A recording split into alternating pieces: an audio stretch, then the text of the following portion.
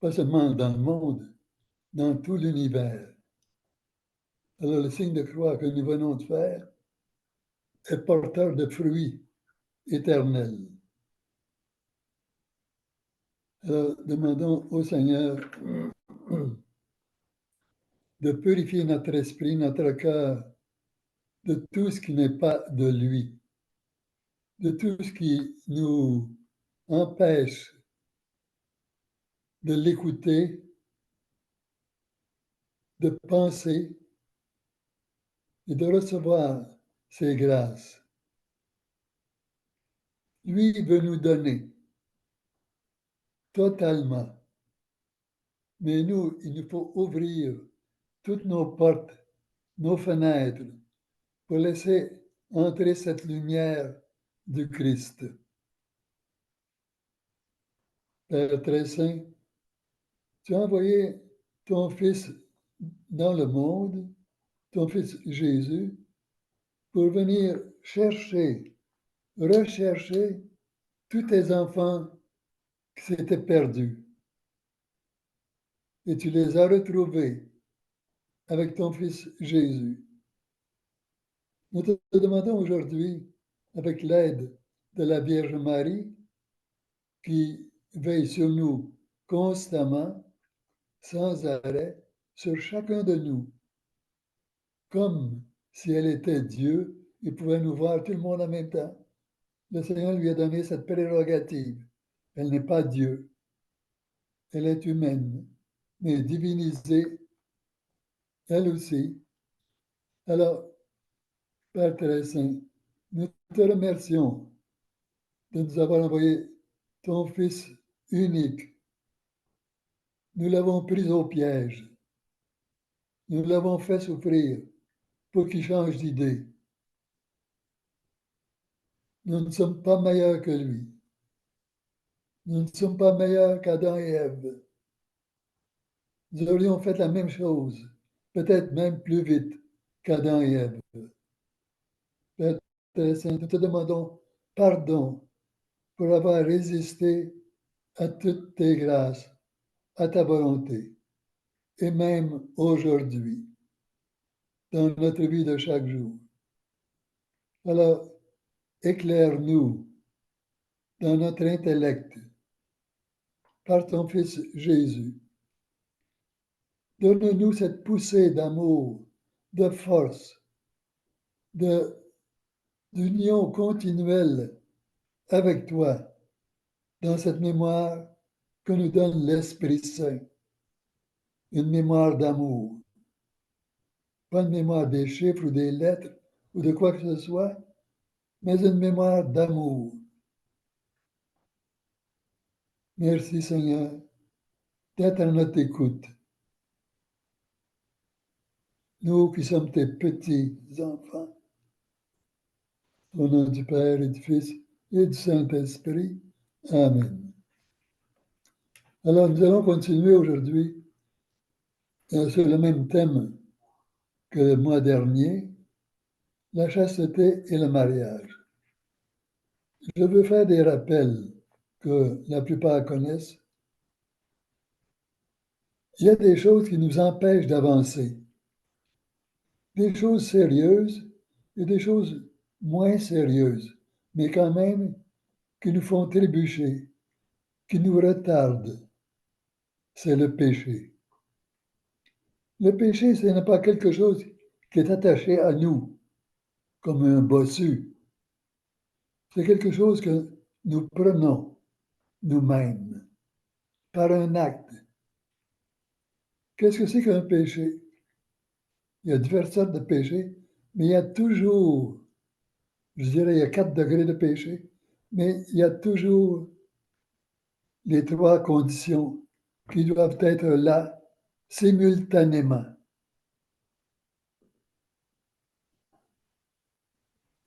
C'est la connaissance de ce qui est péché. Ensuite, il y a une matière à pécher. Par exemple, boire de l'eau, ce n'est pas une matière à pécher. Alors, il n'y a pas de péché. La troisième condition, c'est de le vouloir. Alors, de savoir qu'il y a une matière à pécher et de le vouloir. Si une des trois conditions manque, il n'y a pas de péché. Que ce soit une imperfection, le plus petit péché, péché véniel ou petit péché, péché mortel ou péché grave, et sacrilège. Sacrilège, ça vient de deux mots latins. Sacri, sacré, quelque chose de sacré. Lège, c'est de la loi. Légiférer. Alors, c'est la loi sacrée, la loi sainte. C'est là qu'on fait un sacrilège. Alors, si quelqu'un me dit, tu viens de compter un mensonge, c'est pas briser la loi sacrée, à moins que ce soit le prêtre qui révèle quelque chose qu'il a entendu de la confession de telle personne. Il peut révéler les choses qu'il a entendues. J'ai entendu ceci déjà euh, maintes et maintes fois. Mais de dire, c'est Paul qui m'a dit ceci, là, c'est un sacrilège pour le prêtre, pas pour Paul, pour le prêtre, parce qu'il révèle un secret de confession. Et c'est très sérieux comme conséquence. On n'entrera pas là-dedans tout de suite. Alors, parmi les péchés, le plus minime, mais c'est quand même quelque chose qui peut nous empêcher d'entrer au ciel, s'il n'est pas expié en union avec Jésus. C'est une imperfection. Après, il y a le péché, le petit péché ou péché véniel. Qu'est-ce que c'est une imperfection? C'est quelque chose qui déroge à l'amour, à ce que Jésus ferait. Je vous donne un exemple.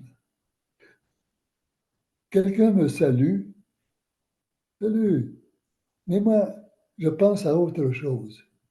Je ne réponds pas. Je le vois, mais mon esprit n'est pas sur l'autre personne et sur moi. En fait, je manque de charité en n'étant pas attentif à l'autre. Et l'autre s'en va. Il peut me répéter une autre fois son salut, je ne réponds pas parce que je pense à quelque chose ou je regarde quelque chose d'autre. C'est une imperfection. C'est voulu parce que je pourrais lui répondre, je le sais, mais la matière est minime. C'est une imperfection. Le péché véniel, ça peut être un mensonge. Il y a des mensonges qui sont gros. Il y a des mensonges qui sont tout petits. Si je dis, je l'ai vu voler, je l'ai vu, elle ou lui, c'est elle le voleur, la voleuse. Alors, si c'est voler un raisin, alors je fais un péché véniel. Qu'est-ce que c'est le péché véniel? De médisance, si c'est vraiment arrivé. Si ce n'est pas arrivé, c'est de la calomnie. Calomnie, c'est quelque chose de faux qu'on dit de quelqu'un. Sur une matière légère ou grave. Ça peut être grave et conduire l'autre, faire conduire l'autre en prison, même à l'échafaud. Oui, je l'ai vu. Il a planté le poignard dans le cœur de l'autre. C'est pas vrai du tout. Alors, un péché, en dépendant de la matière, peut être véniel, petit, ou grave, péché mortel. Alors, il y a des mensonges. Je donne un exemple, les mensonges, mais il y a toutes sortes d'autres choses. La calomnie, parler en mal du prochain, faussement. La médisance, c'est dire que le mal du prochain qu'il a fait. Je l'ai vu, elle, ou je l'ai entendu, lui. Oui, je n'ai pas à dire ça. Je vais vous dire quelque chose. Cette personne-là a été en prison 3 ans. Hey, faut faire attention, hein? Même si c'est vrai, j'ai pas à dire ça. C'est de la médisance. Je dis le mal qui concerne un autre. Est-ce que j'aimerais qu'on fasse la même chose avant? Alors, il y a des péchés qui peuvent être véniels ou graves. Quand on est dans le doute joue en notre faveur. C'est ce que l'Église déclare. Si on est vraiment dans le doute, puis on n'est pas sûr, puis on peut être porté à se troubler, alors en confession, on le demande au prêtre, ou bien on le dit. J'ai dit quelque chose de mal d'un autre, je ne sais pas si c'est grave ou non.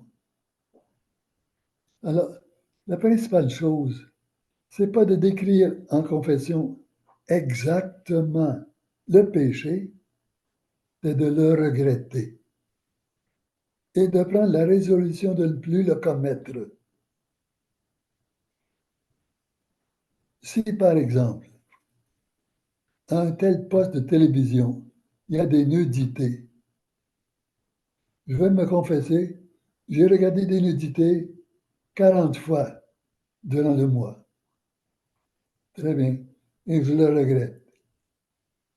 Mais est-ce que je prends la résolution de ne plus regarder ça? Si je ne prends pas la résolution, mon regret est mitigé. Ce n'est pas vraiment un regret. Il faut que je me dise, je ne veux plus regarder tel poste où il y a des nudités. Même si quelqu'un dit, mais non, moi je suis habitué, je suis marié avec mon épouse ou avec mon époux, je suis habitué à tout ça. Ce n'est pas une affaire d'habitude au péché. Il ne faut pas dire, je suis habitué au péché. Non, c'est un péché à chaque fois. Parce qu'à chaque fois, je dis, hum, je dis oui. Je sais qu'il y a une matière à pécher. Je n'ai pas regardé les nudités. Il y a mon assentiment. Je regarde, je pèse sur le poste. Ah, que je sois expérimenté ou non en nudité, j'ai commis un péché actuel. Alors, je dois prendre des résolutions avant d'aller au confessionnal. Seigneur, aide-moi à ne plus recommencer. Il y a l'exemple classique de l'alcoolique qui dit, Seigneur, aide-moi à ne plus me saouler. Je sais que quand je passe devant la taverne, il y a un aimant qui me tire, j'entre, et là, je commence avec un verre, je finis avec une bouteille de whisky, et je sors de là, je le sais. En passant près de la taverne, c'est inévitable, je vais tomber dans le péché. Alors, je dois éviter de passer devant la taverne. Si je sais que à 8 heures, il y a des nudités à tel poste, je ne dois même pas m'approcher du poste de télévision. Sinon, je n'ai pas vraiment de regret. Je me mets dans l'instance de vouloir pécher. Alors, mon regret, c'est ça. Le Seigneur, cependant, c'est le seul qui peut juger parfaitement.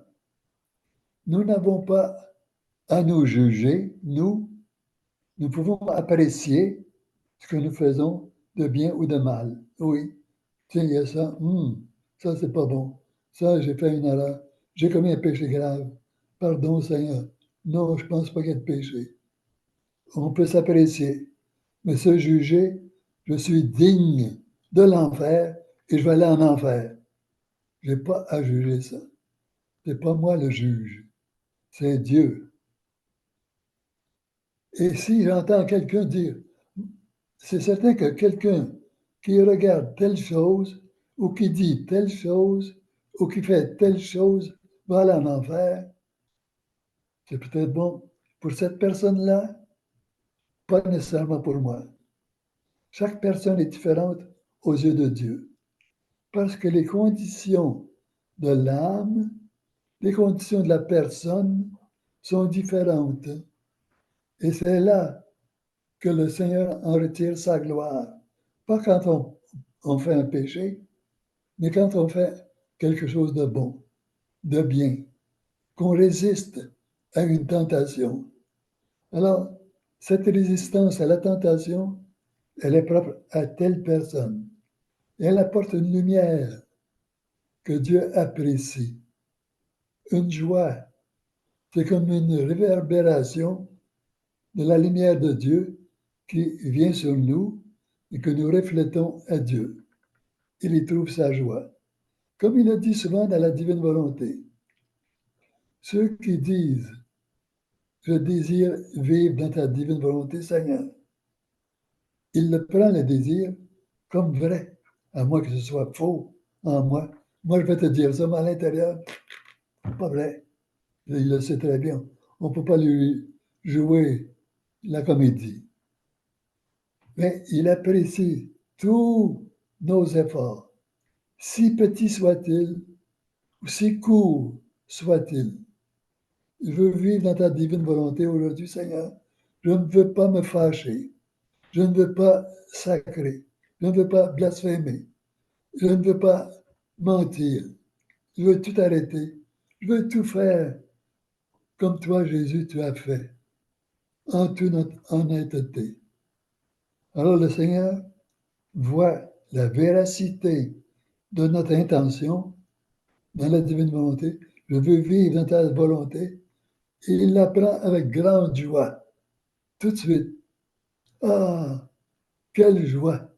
Et cette joie ne reste pas en lui seul, elle se réverbère dans tout le ciel, parmi tous les saints, juste par ce désir de vivre dans la divine volonté. On peut sortir de la divine volonté, soit par un péché grave, ou en disant non, je fais ma volonté. Le Seigneur me dit, me suggère, fais un petit sacrifice. Ne mange pas de ce gâteau ce soir. Ou, non, je mange le gâteau. J'ai fait ma volonté, je sors de la volonté. Ce n'est pas un acte irrémédiable. Je peux dire après, ah, pardon Seigneur, vraiment je suis bête, je suis faible. Je ne suis pas continuellement dans ta divine volonté. Pardon, je recommence. Je veux vivre dans ta divine volonté. Et le Seigneur a cet acte de retour. Ah, mon fils, ah, ma fille, comme tu me plais. Et il nous prend dans ses bras comme il prenait Louisa Picaretta, comme il prend sa mère. Parce que lui, il donne, il se donne totalement. Il ne met pas de barrière. Il n'a pas de fil barbelé autour de lui. Nous en avons, avec nos défauts, nos mauvaises habitudes, nos tendances, nos passions, nos écoutes du malin, nos écoutes de mes mauvaises choses du passé. Nous avons des barbelés. Alors, quand nous serrons le Seigneur sans être purs d'intention, il ressent tous ces pics de métal qui le blessent. Un peu comme Judas qui vient l'embrasser et qui le serre. Alors, Jésus se fait serrer dans sa couronne d'épines. Et nous ajoutons les barbelés. Par contre, si nous disons sincèrement, pardon Seigneur pour toutes mes fautes, ah, tu pourrais me détester, tu pourrais me jeter en enfer tout de suite, mais je sais que tu ne détestes pas. Tu recules plutôt. C'est ce que le Seigneur fait. Il ne dit pas, il ne pense pas, celui-là ou celle-là, je dis que je vais l'envoyer en enfer avec joie et délice. Jamais. Nous, ça serait peut-être notre réaction. Quelqu'un qui se met des épines ici, ou des barbelés, qui dit viens donc m'embrasser, ma chère, ou mon cher. Puis, non, on dirait ça, c'est l'humain. La pureté d'intention. Le Seigneur ne parle pas tellement dans le livre du ciel de la pureté sexuelle. Il en parle quelquefois, mais c'est surtout la pureté d'intention, parce qu'elle est plus générale. Qu'est-ce que c'est la pureté d'intention dans la divine volonté? C'est de vivre, c'est-à-dire penser, prier, poser des actes, seulement pour le Seigneur, pour lui plaire, pas pour se rechercher. Moi, un mauvais exemple, moi, quand je serai au ciel, je ferai ma volonté. J'irai explorer toutes les planètes dont on entend parler. Ça, je vais le faire. Là, c'est ma volonté. C'est pas la volonté de Dieu. Mon intention d'aller au ciel n'est pas pure, n'est pas de plaire à Dieu. Jésus s'est dit souvent dans les 24 heures, voulait plaire à son Père, tout d'abord, la première chose. Ça doit être la même chose pour nous. Plaire à notre Papa du ciel. La seule et unique, le seul et unique but de vivre dans la divine volonté, qui vraiment englobe tout. Ensuite, c'est d'agir comme il veut. Alors, cette pureté d'intention, nous devons la renouveler de temps en temps. Pourquoi est-ce que je veux aller au ciel? Pour moi-même, pour faire ce que je veux. Oh, j'aurai la pleine santé. J'ai toujours été malade dans ma vie. Oh, j'ai assez ça d'être malade. Et au ciel, je serai en pleine santé. Alors, le ciel, pour moi, c'est pas pour Dieu, c'est pas pour plaire à Dieu, c'est pour moi. Ça, c'est pas bon. C'est un ciel égoïste. Ce n'est pas ce qu'il faut. Et je passerai du temps au purgatoire pour pouvoir purifier cette intention. Comme je vous ai déjà dit, j'ai entendu un homme une fois qui disait, moi je sais quand je serai au ciel, j'aurai ma planète à moi et je ferai la chasse. J'aurai les fusils que je veux, j'aurai tous les animaux que je veux et je chasserai pour l'éternité. Moi je me disais, après 1000 ans, ça va être plate, toujours tirer sur des animaux, les dépecer. En tout cas, c'était son intention à ce moment-là. Probablement qu'il a changé.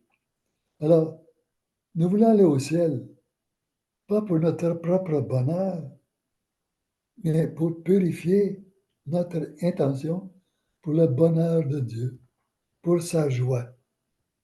C'est pourquoi nous pouvons commencer à vivre le ciel sur la terre en faisant la joie du Seigneur, du Père, de Jésus, Fils de Dieu, de l'Esprit Saint, de Maman Marie. La joie des autres aussi, quand c'est correct. Alors, la pureté d'intention, c'est une chose à rectifier, à purifier régulièrement. Parce que quelquefois, il y a des choses qui peuvent se glisser doucement. Le malin, il est malin, rusé. Il ne vient pas nous présenter quelque chose. Fais ceci. Ça, c'est un acte qui va t'envoyer en enfer. Tu vas venir souffrir avec nous pour l'éternité. Jamais il va nous dire ça. Il va dire, fais ceci. Tu vas voir comme c'est bon. Il a tenté Jésus 3 fois. Il n'a pas tenté sur la sexualité. Il n'a pas tenté sur le vol, sur l'orgueil. Parce que l'orgueil, c'est un des péchés capitaux, un des principaux. Et c'est par là que le malin, le démon, Lucifer, a péché, par l'orgueil. Quand il a compris que Dieu créerait l'homme, qu'il le diviniserait, qu'il enverrait son Fils pour le sauver, il a dit non, moi je suis au-dessus de tous les anges, je suis au-dessus de toute créature, et jamais je ne m'abaisserai à servir une créature. C'est comme nous si nous disions, bon Seigneur, je ne peux plus t'adorer, je vais adorer mon chat, ou mon chien, ou mon cheval.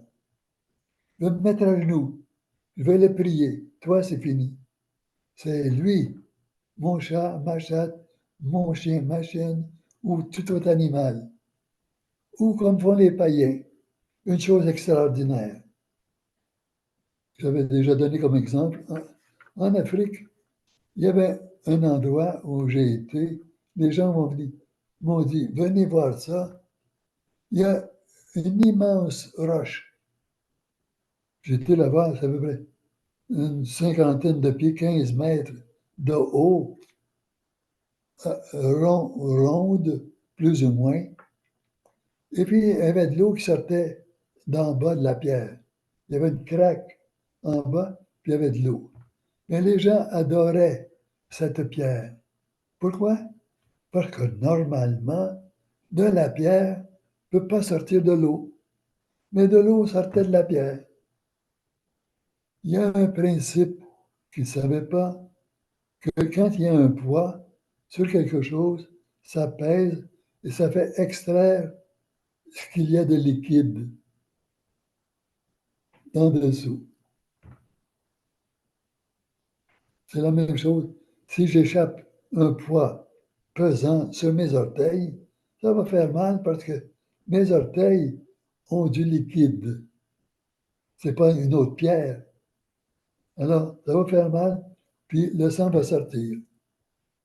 Jésus, dans Gethsemane, pendant les 3 heures, il a tellement souffert que le sang a sorti des pores de sa peau, sans qu'il y ait un poids physique, c'était un poids spirituel, le poids du péché. Il a pris ça pour chacun de nous. Il nous a vus, Thérèse, Paul, André, Pierre, Janine, ainsi de suite. Chacun de nous, il nous a vus durant ces 3 heures d'agonie, toute notre vie, tous nos péchés. Et il a demandé pardon au Père. Et son pardon, parce que lui était divin et humain, une union consubstantielle qui ne peut plus jamais se séparer, même au ciel. Il conserve son humanité au ciel, Jésus. Alors, à cause de sa divinité, il a pu réparer pour nos péchés à chacun de nous. Et il a été d'accord. Et il a fait ça depuis notre âge de péché. Et notre âge de raison ne commence pas à 7 ans ou 9 ans. Regardez bien, les parents voient très bien qu'un enfant dit non. Essayez de donner du brocoli à un bébé. Il va faire. Déjà, il y a son nom. C'est pas connu, compris complètement, mais il n'en veut pas, c'est pas bon. Alors, nous avons cette volonté et le Seigneur a réparé pour chacun de nous, de A à Z. Et ça, il l'a fait, mais sans nous forcer. Nous pouvons dire, j'en veux pas de toute cette réparation. Je vais aller en enfer. Et je répète cela, et c'est voulu, j'irai en enfer. Et il y en a qui, pour heurter Dieu, lui faire mal, disent, je veux aller en enfer. Imaginez-vous. Quoique l'homme ou la femme peut changer d'idée. Alors Jésus, à Gethsemane, a réparé, demandé pardon et réparé pour chacun de nous. Alors la réparation est faite Mais c'est à nous de dire oui. Il nous reste à dire oui, continuellement. C'est comme ça qu'on le fait en demandant pardon lorsqu'on s'aperçoit qu'on a fait une faute, que ce soit une imperfection, un péché véniel, péché grave, ou, j'oublie le mot, le péché le plus grave, par exemple, le péché le plus grave, ça va me venir, j'ai des péchés graves sur la conscience. Je ne vais pas au sacrement du pardon, je vais recevoir la communion, l'Eucharistie.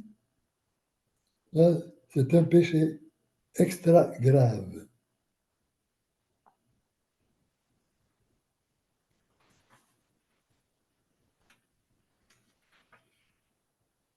Le sacrilège. Alors, un sacrilège, c'est quand on reçoit un sacrement avec la conscience en désordre, qui est déjà en état de péché grave. Euh, il y a des péchés dont la culpabilité peut diminuer avec certaines circonstances, que ce soit le temps, l'entourage, l'exemple, notre âge, nos forces, il y a toutes sortes de circonstances. Excusez. Mais il y a des péchés dont la gravité ne change pas. Alors, par exemple, on parle dans la chasteté. Le péché sexuel. Le Seigneur a donné à chaque personne, pardon, la possibilité d'utiliser à bon escient, pour le bien ou pour le mal, la procréation. Chacun l'a en nous. Et il a même mis une joie, un plaisir sexuel pour la procréation, pour dire c'est ce que je veux de toi. Mais la procréation, l'acte sexuel doit se faire dans les bonnes circonstances, entre un homme et une femme unis par le mariage. Si je le fais en dehors de cette circonstance, c'est une grave erreur, parce que j'utilise le don de Dieu et je le brise. Je dis non, ça ne vaut rien. Je fais ce que je veux. Alors le péché sexuel est toujours un péché grave. Cependant, contrairement au péché de recevoir la communion avec des péchés graves, cela ne diminue jamais en intensité, mais le péché sexuel peut diminuer en intensité, en culpabilité, soit avec l'habitude, comme l'homme dont je vous parlais, l'alcoolique, qui va passer devant la taverne, c'est plus fort que lui, surtout s'il y a un de ses amis. Hey, petit Paul, rentre donc ici. Ça fait longtemps qu'on ne t'a pas vu. Oui. Alors, la résistance est plus faible que quelqu'un pour qui c'est la première fois. Pour la sexualité, c'est la même chose. Il y en a qui ont commis l'acte sexuel depuis leur jeune âge. C'est devenu une habitude très difficile à s'en débarrasser. Alors, la culpabilité, c'est certain qu'elle diminue, mais c'est toujours dans le péché mortel, mais ça frôle le péché véniel. Mais ça, c'est pas à nous de juger, c'est à Dieu de juger. Et souvent, les grands pécheurs, demande pardon. Ah, comme Marie-Madeleine, qui avait beaucoup péché, c'est un exemple. Il y en a des bien pires qu'elle qui sont revenus. Augustin, Saint-Augustin, c'en était un, et beaucoup d'autres. Ah, Seigneur, si je pouvais m'arrêter, si je pouvais. Puis il y en a qui disent, ben non, j'en profite pendant que je peux. Alors, on ne peut pas juger de la culpabilité de chacun. Celui-là fait exprès, elle fait exprès. Il y a l'hérédité qui est en nous, qui donne des forces ou qui donne des faiblesses. Quelqu'un peut être porté à la colère beaucoup plus qu'un autre qui est porté à la douceur, à cause de ses parents, ses grands-parents, tout l'entourage. Moi, je suis porté à la colère à cause de mes parents. C'est un exemple que je donne. Parce que une fois, j'avais donné un exemple, quelqu'un m'a dit, « Ah, je ne savais pas que j'avais été en prison. » J'avais dit, supposons que j'ai été en prison 10 ans. Puis la personne m'a téléphoné après. Ah, père, je ne savais pas que vous aviez été en prison 10 ans. Je n'ai pas été en prison 10 ans. Mais oui, vous l'avez dit. J'ai dit, supposons. Mais elle n'avait pas compris. En tout cas. Alors, nos jugements, on ne doit pas en faire de jugement sur personne. On ne sait pas le poids que chacun transporte de faiblesse. On ne sait pas. Ou de force. Alors, par exemple, le péché contre la chasteté peut être commis dans le mariage aussi. Dans le mariage, c'est un homme et une femme, pas deux hommes, pas deux femmes, un homme et une femme qui reçoivent le sacrement du mariage comme il faut. C'est-à-dire, pas une union publique, allez voir un juge de paix, puis unissez-nous. Ce n'est pas un mariage selon la loi catholique. C'est une union libre. Il y a une union, excusez, une union de fait entre les deux personnes, mais ce n'est pas un sacrement. Et les deux ne sont pas mari et femme devant Dieu. Alors, s'ils veulent à leur mort rectifier leur état, ça m'est arrivé de rectifier l'état de quelques mourants comme ça. Je n'ai jamais été marié. Qu'est-ce que je fais? Alors, si l'épouse ou l'époux est vivant, on amène les deux et on fait le sacrement du mariage en raccourci. C'est arrivé quelques fois que j'ai fait ça. Ça n'arrive pas souvent. Des fois, l'autre personne n'est pas là, alors on accuse ce péché-là. Et pour ceux qui confessent, pour les prêtres, je dis ça là, et pour les autres aussi, je facilite en confession les péchés. Parce que souvent, celui qui vient ou celle qui vient se confesser ne sait pas comment dire les choses. Il y en a qui sont comme ceci. Ce n'est pas un bon exemple.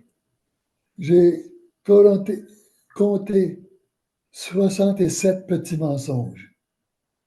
J'ai fait 3 péchés graves de sacrage. Puis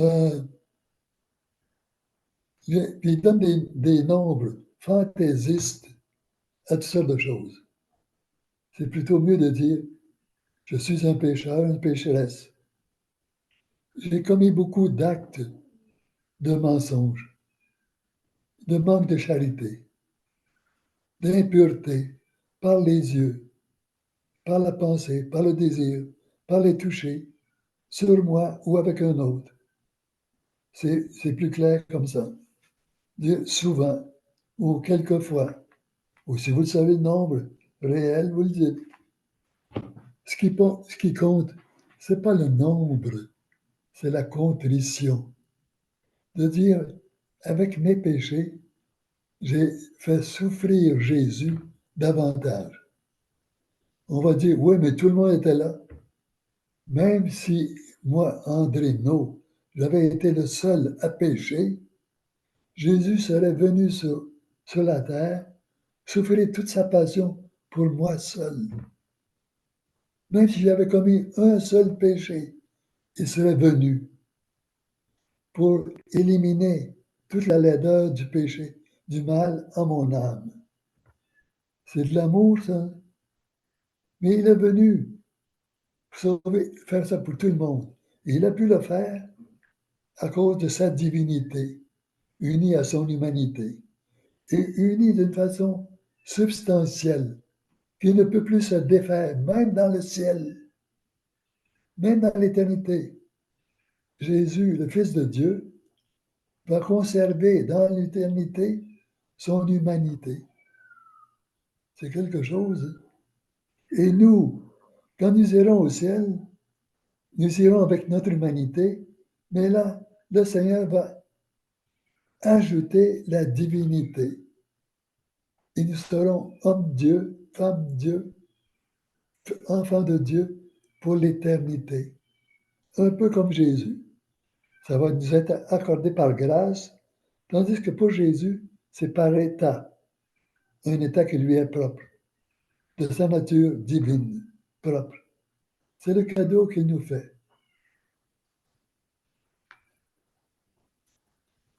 Dans, la, dans le mariage, il y a beaucoup d'occasions de heurter l'époux ou l'épouse, parce que les deux vivent ensemble. Alors le naturel, comme on dit, revient au galop. Si moi je suis impatient, alors je vais faire subir mon impatience à mon épouse. Ou si elle est impatiente, elle va me faire subir son impatience à moi. Je dis, pas encore, pas encore, oh, la menteuse, oh l'orgueilleux, oh qui est orgueilleux. Alors, nous sommes loin d'être parfaits. On se fait souffrir l'un l'autre dans le mariage. Justement, c'est le temps de purifier notre intention, de pardonner. Et plus nous pardonnons, plus nous nous élevons vers Dieu, plus nous devenons semblables à Jésus. Lui, il pardonne sans arrêt. Il n'attend pas que quelqu'un se mette à genoux, les bras en croix, pendant un an, en demandant pardon. Aussitôt qu'il voit une petite goutte de repentir, l'ombre de repentir, oui, mon fils, oui, ma fille, je t'accueille. Tout de suite, ne pense même plus à tes péchés. Il le dit souvent dans le livre du ciel à Louisa. En le disant à Louisa, il nous le dit. Ne reviens plus sur tes péchés du passé, tu perds du temps, tu t'empêches d'avancer. Le temps que tu regardes tes péchés, tu ne me regardes plus pour faire le bien. C'est du temps perdu.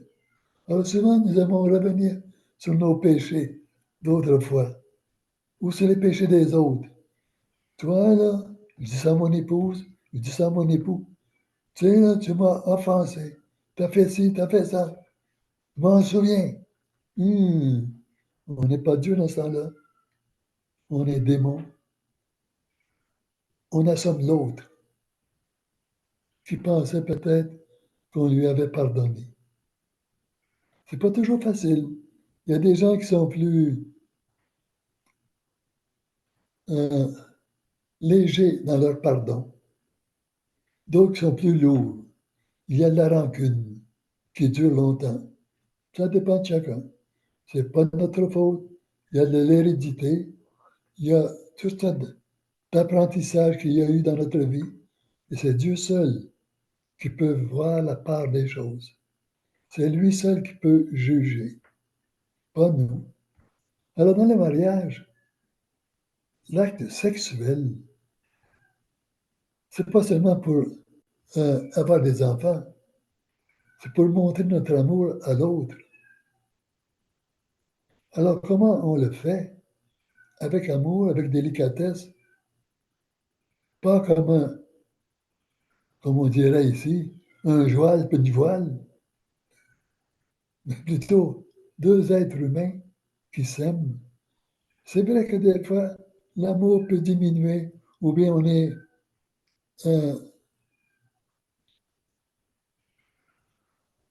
inconscient de quelque chose. Quand on revient à la conscience, là, il faut faire attention. Je ne peux pas faire l'acte sexuel avec mon mari ou mon épouse en pensant à une autre personne. C'est un péché grave. Est-ce que mon mari ou mon épouse aimerait ça que je lui dise? Pas du tout. Écoute, là, ça me dégoûte. Ça. Alors, il y a des péchés graves qui se font. Et en confession, il faut le dire. J'ai pensé à d'autres personnes durant mon union avec mon épouse. Si je ne suis pas marié, est-ce que je peux aller recevoir le sacrement du pardon et l'Eucharistie? Non. Même si le prêtre ne le sait pas, donne l'absolution, c'est absolument invalide et je fais un sacrilège, quelque chose de sacré. Je brise la loi de Dieu. Je n'ai pas le droit, parce que je ne suis pas uni par le sacrement du mariage, je ne suis pas en état de grâce, alors je ne peux pas recevoir le sacrement du pardon, la confession, ni l'Eucharistie. Cependant, je peux demander pardon intérieurement au Seigneur. Seigneur, je suis faible, je suis dans un mauvais état, je ne suis pas uni vraiment aux yeux de l'Église, je te demande pardon. Je ne veux pas être comme ça, mais c'est difficile pour moi d'en sortir. On peut parler au Seigneur comme ça. Il va comprendre. Il va voir qu'il y a une contrition modérée en nous. Et il va nous accorder un jugement apte selon sa volonté, sa bonté. Et nous devons demander sa grâce. Il y a comme je disais,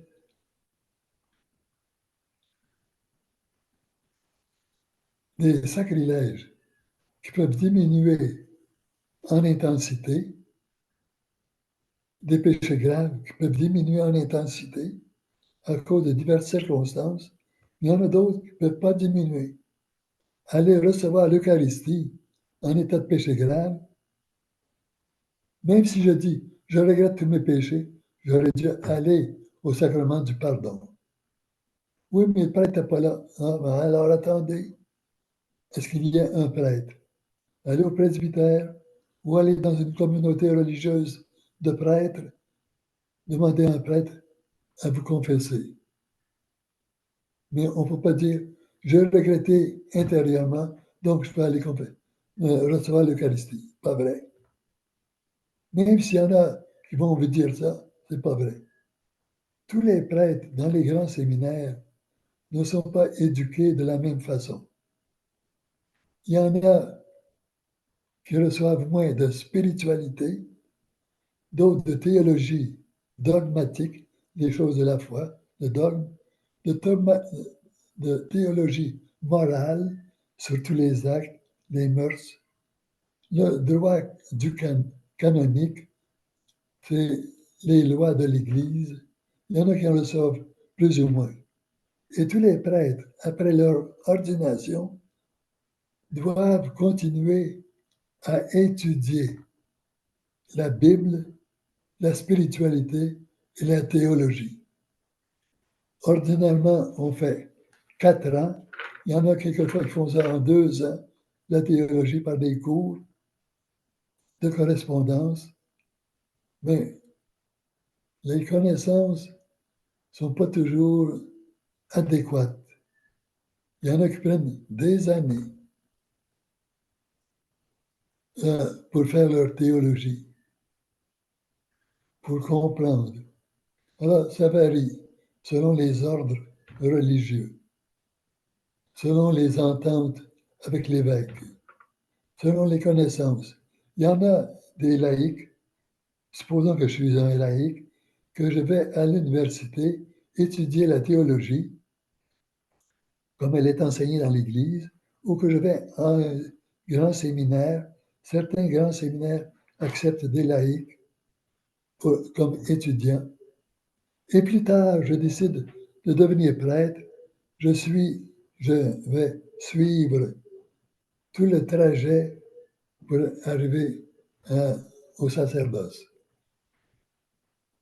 Alors, tous les prêtres ne sont pas connaissants de la même façon dans tout ce qui nous concerne. Essayez de trouver un bon prêtre, quelqu'un qui vous écoute et qui ne dit pas oh non, non, laisse faire ça. Ouais, vous m'achalez, vous revenez trop souvent en confession, ou vous êtes scrupuleuse. Non, non, non, c'est pas péché, ça fait rien, ça. Allez-y, recevez la communion.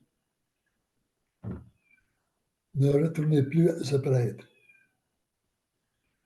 Il y a des prêtres qui ont perdu la foi. Il faut prier pour eux quand on s'en aperçoit, qu'ils reviennent sur le bon sentier.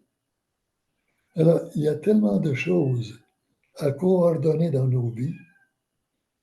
Par exemple, ce que je vous ai dit à propos du mal, du péché, imperfection, péché véniel, péché grave, euh, sacrilège, à propos de l'état de mariage, ou même à l'état, même si on n'est pas marié, nous pouvons commettre des péchés. Il y en a qui en commettent. Parce qu'on n'est pas si rusé, si fort que ça. Satan est plus rusé que nous. Un exemple, Satan va savoir si moi je suis un homme, quelle femme me plaît, quelle femme me déplaît, par mes yeux. Je vais exagérer, là. Supposons qu'il y a une femme qui me plaît, je la regarde. Hmm. Supposons qu'il y en a une qui me déplaît. Là, j'exagère, mais Satan n'a pas besoin de ces deux exagérations. Il est super intelligent. Il était entre Dieu et les anges. Il n'a pas perdu de ses pouvoirs. Alors, il nous connaît chacun. Il a une mémoire phénoménale, angélique. Alors, il connaît chacun de nous, nos réactions. Alors, on continuera encore sur ce chemin et demander au Seigneur et à la Vierge de vous aider à avoir la pureté d'intention, à revenir à faire plaisir au Seigneur dans la divine volonté. Au nom du Père et du Saint-Esprit. Amen.